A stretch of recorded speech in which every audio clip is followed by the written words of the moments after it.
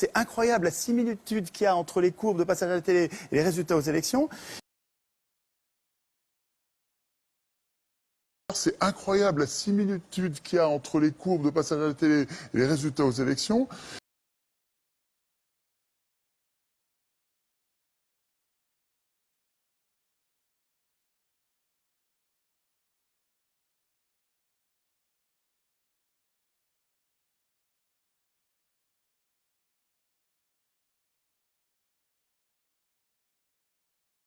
De ce point de vue, c'est assez logique. Hollande, il sert les intérêts de ceux qui l'ont fait élire en le faisant passer à la télé, dans les journaux. Et pourquoi une banque achète Libération? Pourquoi une banque achète Le Monde? Pourquoi une banque achète le quart Sud-Est? Pourquoi le Crédit Mutuel achète le quart de la presse quotidienne régionale? C'est pour gagner les élections. Et ensuite, les élus rendent des comptes à ceux qui les font élire. C'est incroyable la similitude qu'il y a entre les courbes de passage à la télé et les résultats aux élections. Il suffit de monter les curseurs des challengers, vous les montez à 10, 15%, ça va donner l'impression de la pluralité. Et puis les deux partis qui ont la même politique de droite dure, qui s'appelle gauche et droite, mais en fait ils ont la même politique pour les industriels et les banquiers, les multinationales en fait. Mais vous les mettez au curseur plus haut et ils vont être élus l'un ou l'autre en fait, peu importe, ils vont faire la même politique.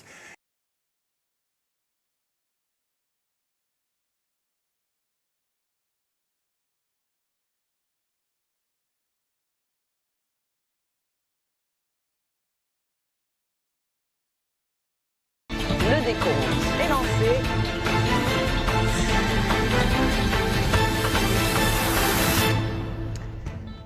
Voilà, il est 20h et les deux candidats qui seront présents au second tour sont François Hollande qui totalise 28,6% des suffrages, Nicolas Sarkozy qui arrive donc en seconde position avec 27% des suffrages.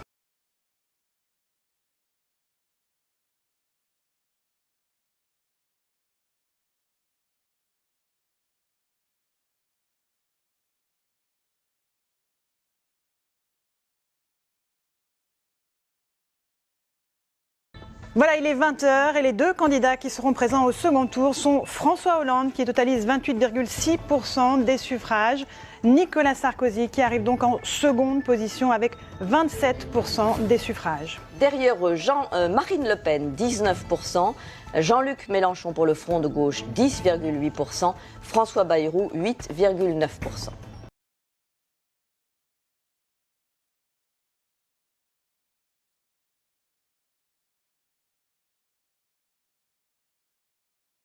Il suffit de monter les curseurs des challengers, vous les montez à 10, 15%, ça va donner l'impression de la pluralité.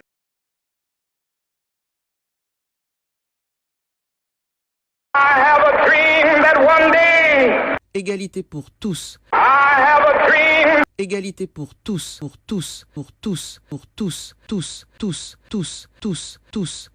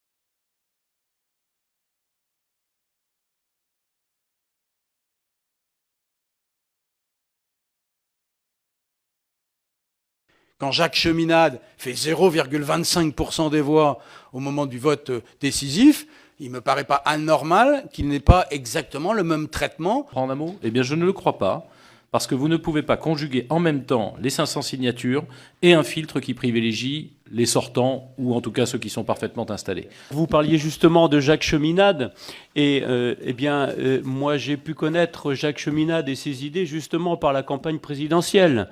Ça ne veut pas dire que je les accepte et que je les défends, c'est une autre chose. Mais vous voyez, ça me paraît quand même intéressant du débat démocratique, et je crains effectivement que l'équité ne soit finalement la mise sous le boisseau.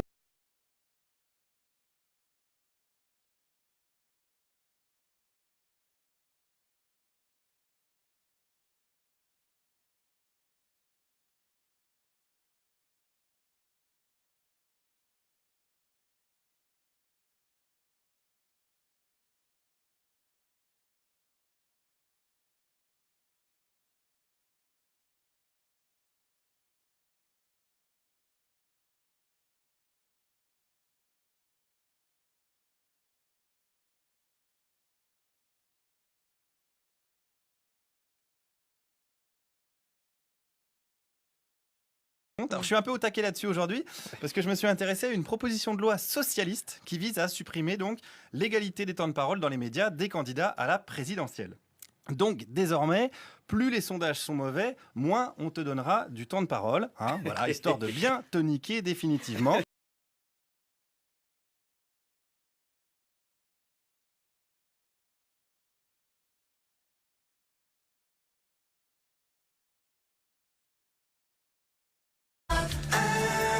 Il est 7h46 sur Europe 1, c'est l'heure de l'interview vérité. Thomas, vous recevez ce matin Sylvie Pierre Brossolette, elle est membre du CSA, le Conseil supérieur de l'audiovisuel. Le CSA, gardien du temple et surtout des temps de parole des candidats dans la campagne présidentielle. C'est la période qui s'achève là. C'est la période d'équité. Voilà. Parce que l'équité, c'était une équité renforcée dans des conditions de programmation comparables. Donc il fallait que chaque candidat, selon le temps qu'il pouvait prétendre avoir, selon son poids politique,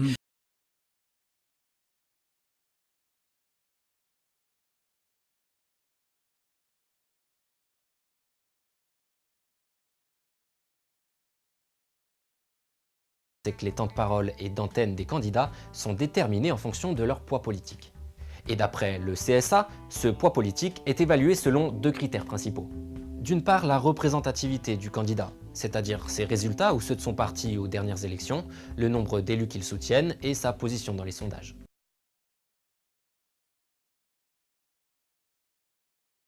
J'ai entendu en plus une réflexion, je ne sais plus si c'est dans votre bouche ou dans une autre, mais il me semble que c'est dans la vôtre, qui revenait à dire que telle ou telle personne, finalement, avait moins vocation à pouvoir s'exprimer dans le cadre de l'élection présidentielle que l'établissement installé, pour pouvoir reprendre un mot.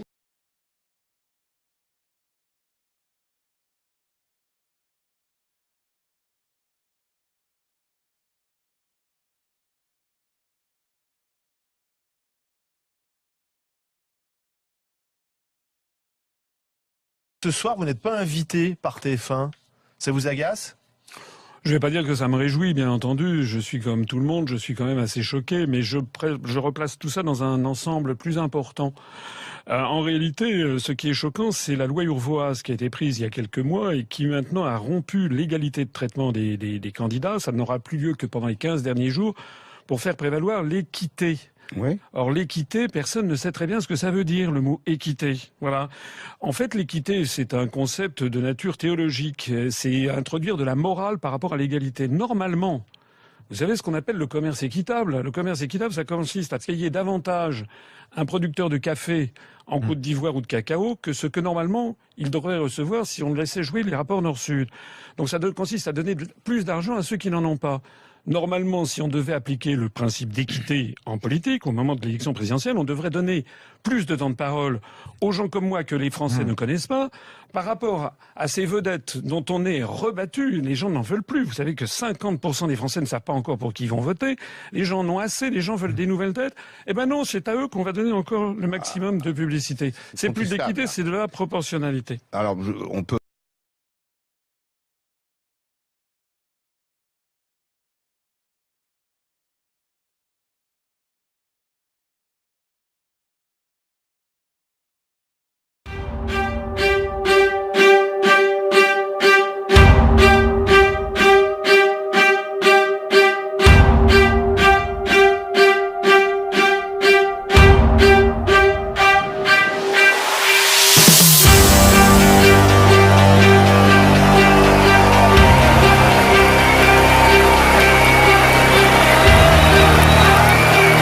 Je pense qu'on est dans un moment historique. La commune, la France ne sont pas à vendre.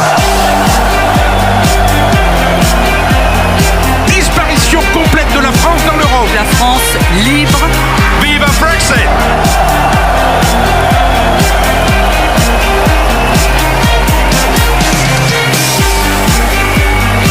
Le Frexit serait une révolution française des temps modernes.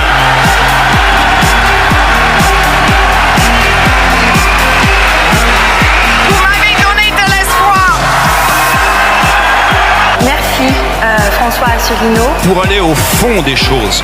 Quelqu'un qui ne me prend pas pour un imbécile. Le monde entier est en train de regarder la France, qui est un symbole de liberté, d'égalité, de fraternité. Notre langue est si belle et si riche. N'ayons plus peur et reprenons notre indépendance. Vive l'UPR!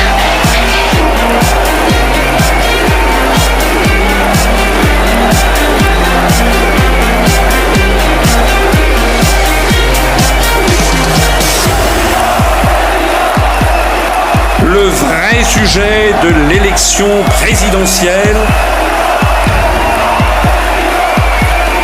c'est l'indépendance de la France. Je suis le seul candidat du Frexit.